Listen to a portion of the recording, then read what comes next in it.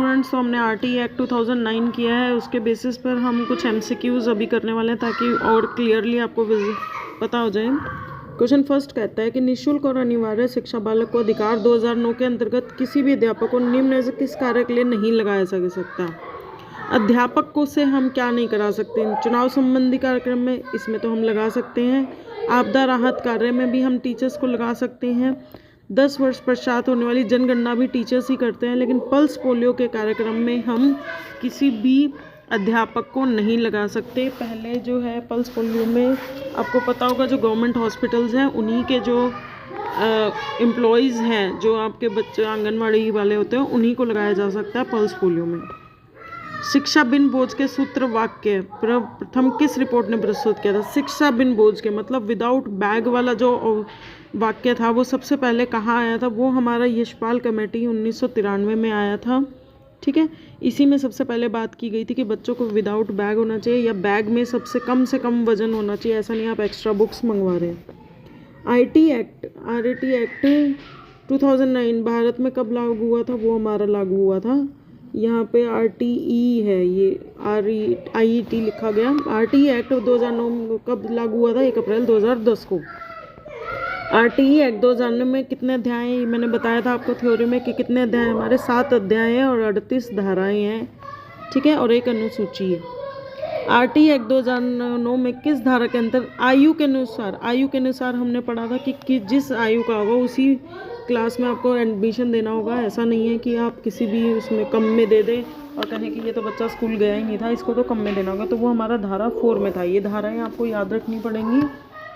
ठीक है, इसके बाद कहता है RTE एक्ट 2009 है वो किस धारा के अंदर कक्षा 8 तक के वर्ष में मैं कभी भी टीसी मांगने पर मना नहीं करेंगे आप। ये उल्लेख हमारा धारा 5 में है कि अगर बच्चा दूसरे स्कूल में जाना चाहता है तो वो आप मना नहीं कर सकते, धारा 5 में है। RTE एक्ट की किस धारा में केंद्र राज्य वित्त अनुपात का जो उल्लेख है वो हमारा है धारा नंबर 7 में।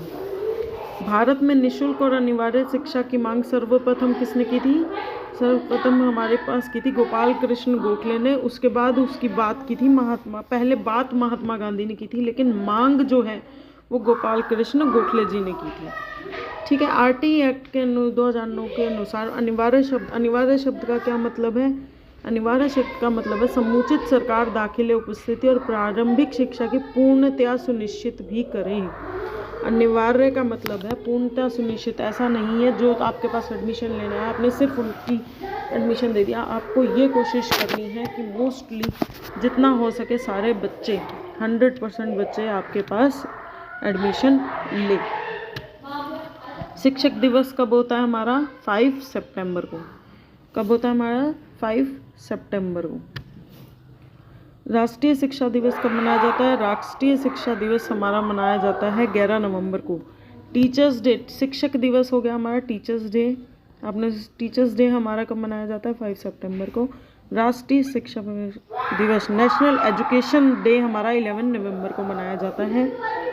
ठीक है, RTE 2009 में किस पर ध्यान नहीं दिया, किस पे ध्यान नहीं दिया, 14 वर्ष के बाद की शिक्षा, क्योंकि ये सिर्फ RTE एक्ट जो है वो 6 से 14 की वर्ष के बच्चों की बात करता है, उसके पहले की नहीं या उसके बाद की नहीं करता।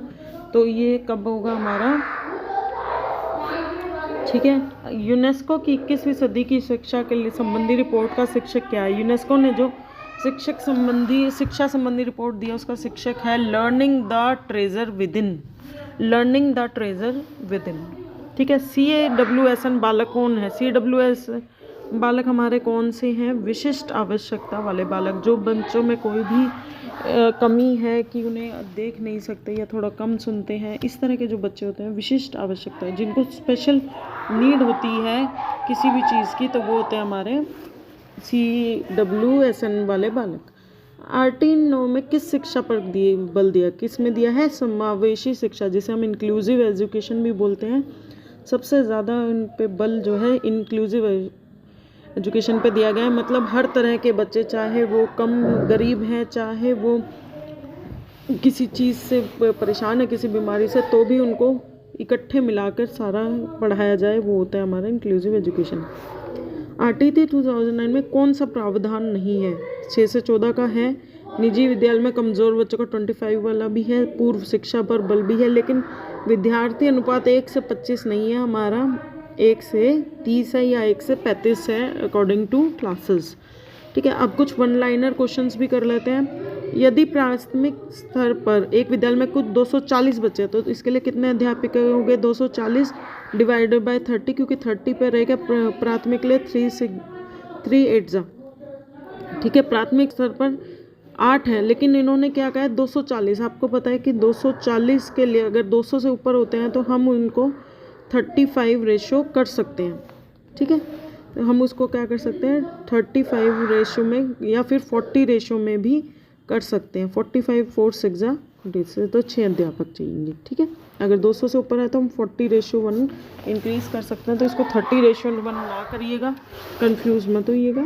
RT 2009 के अनुसार प्राथमिक स्तर पर एक अध्यापक को प्रतिदिन कितने घंटे पढ़ाना होगा? तो आपको पता है वीक में कितने दिन पढ़ाना है हमें? 45 घंटे। 45 घंटे अगर हम 6 दिन काम करेंगे, प्राथमिक स्तर पर एक अध्यापक को प्रतिदिन 4 घंटे पढ़ाना होगा। अगर हाँ, प्राथमिक स्तर पर 1 to 5 में हमारे जो घंटे होते हैं वो कितने घंटे होते हैं? अगर आप मान के चलें तो आपने देखा था कि 800 घंटे पूरे साल में थे। 800 घंटे पूरे साल में थे और वर्किंग डे हमारे कितने थे? वर्किंग डे थे 200। तो यानी डेली जो है वो उसे 4 घंटे पढ़ाना होगा। ठीक है, पता चली, याद आ गया आपको? 800 घंटे पूरे साल में पढ़ाना है और 200 दिन आपको पढ़ाना है, तो यानी 1 घंटे आपका एवरेज आएगा 4 घंटे। RT की किस धारा में बताया गया है कि शिक्षक प्राइवेट ट्यूशन नहीं ले सकता? प्राइवेट ट्यूशन के लिए धारा 28 बताई गई है। शिक्षा का अधिकार नियम, इस पर किस पे ध्यान नहीं दिया? 14 वर्ष के पश्चात की शिक्षा के लिए छात्र एवं शिक्षक के अनुपात में क्या प्रधान अध्यापक शामिल होगा? नहीं, उसमें सिर्फ ये बताया गया कि 100 बच्चों से ऊपर होने के बाद एक प्रिंसिपल ज़रूरी है और 200 से ऊपर होने के बाद एक प्रिंसिपल और एक वाइस प्रिंसिपल होना ज़रूरी है। ठीक है, RT नियम के अनुसार विशेष आवश्यकता वाले बच्चों को किस शिक्षा व्यवस्था के अंदर समावेशी शिक्षा व्यवस्था यानी इंक्लूसिव एजुकेशन? RTG का ऑफिशियल नाम क्या है? The right of children to free and compulsory education act, निःशुल्क और अनिवार्य बाल शिक्षा का अधिकार अधिनियम 2009। क्वेश्चन 8, RT एक्ट 2009 के अनुसार कितने वर्ष के अंदर प्रत्येक बसावट के पास सरकारी स्कूल होगा? कितनी दूर में होगा? तो वो हमारा होगा 3 वर्ष के अंदर अंदर उन्हें करना था कि प्रत्येक बसावट जहाँ पर भी लोग रह रहे हैं उनके आसपास सरकारी स्कूल होना ज़रूरी है। कक्षा 1 से लेकर कक्षा 5 के विद्यालय तक की दूरी होनी चाहिए 1 किलोमीटर। 6 to 8 के लिए होनी चाहिए हमारी 3 किलोमीटर। ठीक है, 3 किलोमीटर के अंदर अंदर उनका स्कूल होना चाहिए।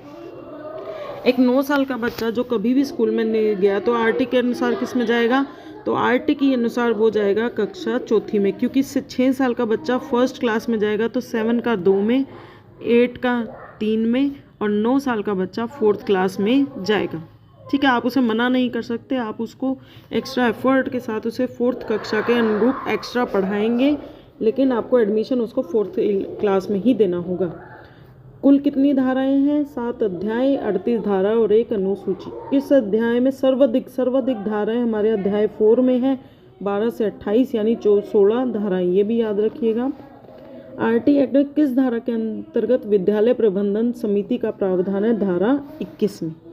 ठीक है, धारा 15 RT धारा 17 का प्रावधान क्या है? बच्चों को शारीरिक दंड नहीं देना। तो आपको इसकी धाराएं जो हैं शॉर्ट में याद होनी चाहिए कि किस धारा में किस चीज़ के बारे में बात की है। मैंने आपको थ्योरी में वो पेज दिखाया है, प्लीज़ उसे आप याद कर लीजिएगा।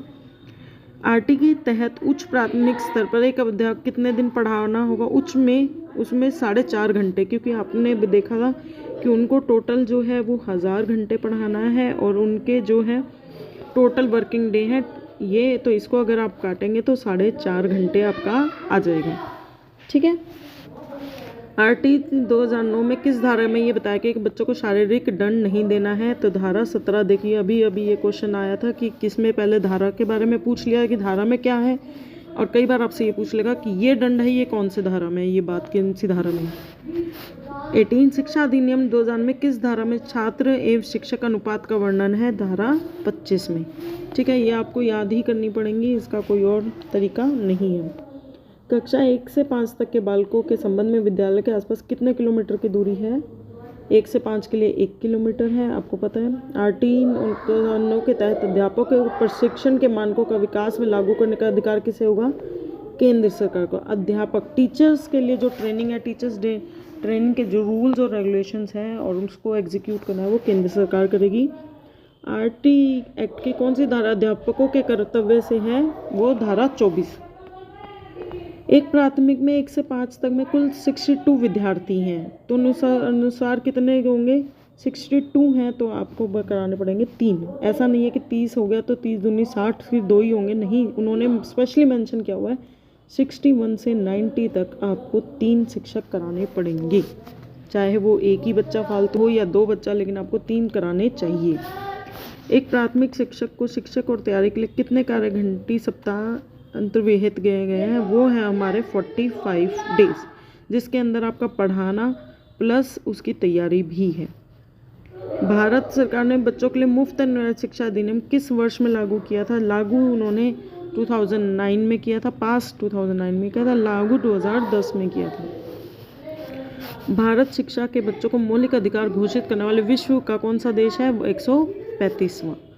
शिक्षा का अधिकार नियमन संपूर्ण देश में कब लागू किया गया? 1 अप्रैल 2010 को। ठीक है। Question number 27। निःशुल्क और अनिवार्य शिक्षा के अनुसार 200 बालकों में कितनी शिक्षक चाहिए? 200 बालकों में 5। आपको पता है कि 200 होते ही जो रेशियो है वो आप 40 कर सकते हैं, तो 45 × 200। विस्तार किस राज्य में नहीं किया? ये जम्मू और कश्मीर। ये भी एक इम्पॉर्टेंट पॉइंट है कि पूरे देश में वो लागू हुआ था एक्सेप्ट जम्मू एंड कश्मीर। निःशुल्क एवं अनिवार्य बाल शिक्षा का अधिकार कौन सी धारा राज्य सरकार को नियम बनाने की शक्ति देती है कि राज्य सरकार भी इसके लिए नियम बना सकती है? वो है धारा 38। RT को लोकसभा में कब पारित किया गया था? 4 अगस्त 2009 को। SMC का अध्यक्ष कौन होता है? पेरेंट। स्कूल मैनेजमेंट कमेटी का अध्यक्ष हमेशा पेरेंट होगा, ये भी ही RT ही एक्ट की बात थी। राज्यसभा में RT एक्ट कब पारित किया गया? 20 जुलाई को। पहले राज्यसभा में पारित किया गया था, फिर लोकसभा में। ये भी पूछ सकता है कि पहले किसने पारित किया था। ठीक है। राष्ट्रपति के द्वारा मंजूरी कब हुई थी? 26 अगस्त 2009 को। ठीक है, ये डेट्स आपको याद रखनी पड़ेंगी तीनों। शिक्षा के अधिकार की प्रकृति कौन सी होती है? संवैधानिक। ठीक है, शिक्षा का अधिकार हमारा संवैधानिक है, मूल अधिकार है। RT की किस कक्षा तक बालक को रुकाया निष्कासित नहीं जा सकता? वो है कक्षा 8, क्योंकि कक्षा 8 तक की ही ये बात करता है, इससे आगे नहीं कर सकता। तो इन्होंने ये कहा है कि 8th क्लास तक आप बच्चे को ना तो निकाल सकते हैं ना ही फेल कर सकते हैं। पहले फेल करने का प्रावधान नहीं था, अब उसमें कुछ अमेंडमेंट्स हुए हैं, वो हम बाद में पढ़ेंगे। अमेंडमेंट के बाद आप निकाल सकते मतलब फेल कर सकते हैं बच्चों को, लेकिन उसके भी कुछ फ़ायदे हैं, वो हम बाद में पढ़ेंगे। राइट टू एजुकेशन कब किया गया था? 1 अप्रैल 2010 को, लेकिन जम्मू कश्मीर में नहीं। अनुच्छेद 21A निःशुल्क और अनिवार्य मूल अधिकार के लिए, ये सबसे बड़ा इंपॉर्टेंट पॉइंट है, ये आपको याद रखना चाहिए कि 21A में कहा गया था कि निःशुल्क और अनिवार्य शिक्षा एक मूल अधिकार है बच्चे का।